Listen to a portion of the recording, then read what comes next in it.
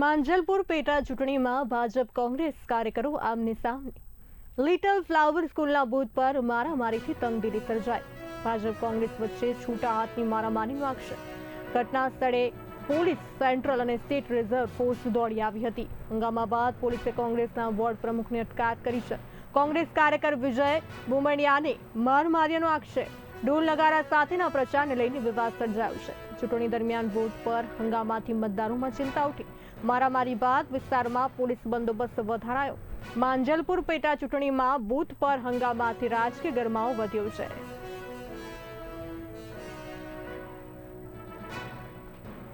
આ પોલીસે ખાલી ભાજપનો ખેસ પહેરવાનો બાકી રાખ્યો છે। ખાલી ભાજપનો ખેસ પહેરવાનો બાકી રાખ્યો છે। ખુલ્લેઆમ ભાજપના કેટલા ગુંડાઓ અહીંયા સ્કૂલ પર આવીને અમારા કાર્યકર્તા જે માંજલપુરના સ્થાનિક છે, વિજય બોમ્બડિયા આ માંજલપુરનો સ્થાનિક છે, વોર્ડ નંબર ચૂંટણી લડ્યો, રજની ચૌહાણ માંજલપુરનો સ્થાનિક છે, બહારથી અસામાજિક તત્વો આવીને પોલીસની સામે અમારા લોકોને માર્યા છે। અમારા વોર્ડ પ્રમુખ જ્યારે ફરિયાદ કરે કે ભાજપના નેતાઓ ખેસ પહેરીને ઢોલ નગારા લઈને નીકળ્યા છે તો અમારા વોર્ડ પ્રમુખને પકડ્યો, અમે ફોન કરીને પછી છોડ્યા છે। અમારી ફરિયાદ નથી રહેતા। આ સરકારી તંત્ર આખું ભાજપનો હાથો બની ગયું છે। ચૂંટણી પંચ ખાડે ગયું છે। પોલીસ પ્રજાના રક્ષક એક ટ્રક ભરીને ભાજપ વાળા ઢોલ નગારા લાયા છે।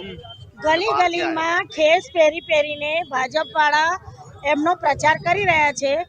આ લિટલ ફ્લાવર સ્કૂલ એની અંદર ખાલી કોંગ્રેસના કાર્યકરોએ એવું કીધું કે ભાઈ આ રીતે તમે પ્રચાર ન કરી શકો, તો આ લોકો સીધા ગાળાગાડીને મારામારી પર આવી ગયા।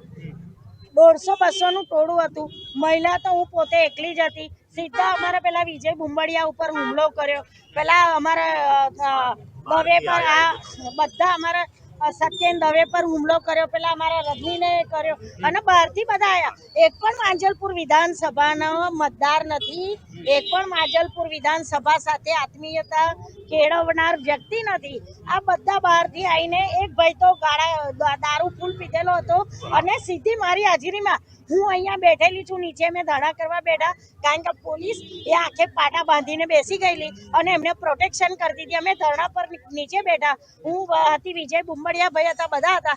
તો પેલા દારૂ પીધેલો માણસ લાત ઉગામી એને, તો એને એ નહીં ખબર પડતી કે અહીંયા એક મહિલા બેઠેલા છે। હું પડી ગઈ 2 વાર। તો આ રીતે અમે એમને એટલું જ કીધું કે લોકશાહીનો પર્વ છે, લોકશાહીની ઢબે આપણે ચૂંટણી લડવી જોઈએ અને અમારા એક પણ ટેબલ પર અમારા પક્ષનું કોઈ સિમ્બોલ નથી। એમના એક પણ ટેબલ એવું બાકી નહીં કે જ્યાં એમનું ભાજપનું સાહિત્ય ના હોય। તો તમે આ પેટા ચૂંટણીને લોકશાહીના બદલે હિટલર સાહેબ ફેરવી દીધી।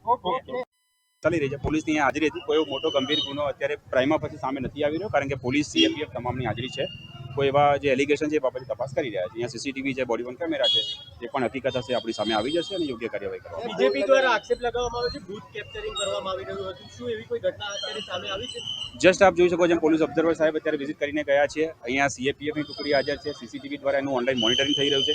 કોઈપણ પ્રકારના આવા જે આક્ષેપો છે એને સમર્થન આપતા પુરાવા કોઈ છે નહીં, એટલે કારણ કે પ્રોપર પોલીસ બંદોબસ્ત છે। પોલીસ, હોમગાર્ડ, એસઆરપી, સીએપીએફ તમામનો બંદોબસ્ત છે, તથા સીસીટીવી પણ લાગેલા છે અને બોડી વન કેમેરા સાથે પોલીસ બંદોબસ્ત લાગવામાં આવેલો છે।